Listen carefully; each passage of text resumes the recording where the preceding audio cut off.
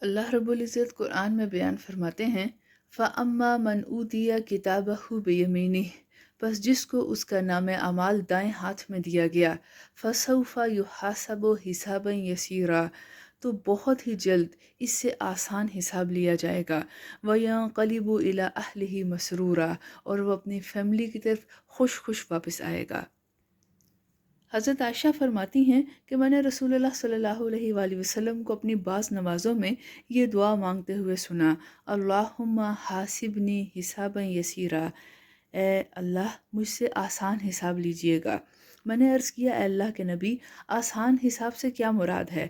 آپ نے فرمایا، آسان حساب یہ ہے کہ اللہ تعالیٰ بندے کے نام اعمال کو دیکھیں اور اسے نظر انداز کر دیں، اور اے عائشہ، جس کے نام اعمال پر اس روز بحث اور کریج شروع ہو گئی، یعنی یہ کام کیا تو کیوں کیا، تو وہ تو ہلاک ہو گیا۔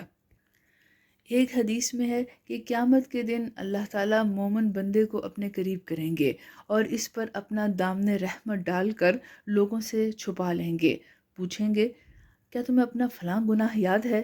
کیا تمہیں اپنا فلاں گناہ یاد ہے؟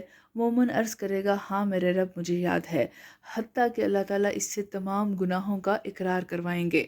مومن بندہ اپنے دل میں کہے گا کہ اب تو وہ ہلاک ہو چکا۔ اللہ تعالیٰ فرمائیں گے، میں نے دنیا میں بھی تمہارے گناہوں پر پردہ ڈالے رکھا اور آج بھی پردہ ڈال رہا ہوں، تو اس کو اس کا نیکیوں کا رجسٹر دے دیا جائے گا۔ یعنی یہ آسان حساب کا ایک انداز ہے۔ یہ بھی حدیث ہے کہ آپ صلی اللہ علیہ وآلہ وسلم نے فرمایا، میں اس آدمی کو جانتا ہوں جو سب سے آخر میں جنت میں جائے گا اور سب سے آخر میں جہنم سے نکلے گا۔ ایک آدمی قیامت کے دن لایا جائے گا اور فرشتوں سے کہا جائے گا کہ اس کے چھوٹے چھوٹے گناہ پیش کرو، لیکن بڑے گناہ پیش نہ کرنا۔ اس کے چھوٹے چھوٹے گناہ اس کو دکھائے جائیں گے اور اس سے پوچھا جائے گا، فلاں دن تم نے یہ گناہ کیے تھے، فلاں دن تم نے یہ اور یہ گناہ کیے تھے؟ وہ آدمی عرض کرے گا، ہاں میں نے کیے تھے۔ وہ انکار کی جرت نہیں کر سکے گا اور دل ہی دل میں اپنے بڑے گناہوں سے ڈر رہا ہوگا کہ اب وہ اس کے سامنے لائے جائیں گے۔ اسے کہا جائے گا، تمہیں ہر گناہ کے بدلے نیکی دی جاتی ہے۔ بندہ عرض کرے گا، اے میرے رب، میں نے تو کچھ اور بھی گناہ کیے تھے جو مجھے یہاں نہیں دکھ رہے۔ یہ فرما کر رسول اللہ صلی اللہ علیہ وآلہ وسلم اتنا زیادہ مسکرائے کہ آپ کے دندان مبارک ظاہر ہونے لگے۔ یہ آسان حساب کا ایک انداز ہے۔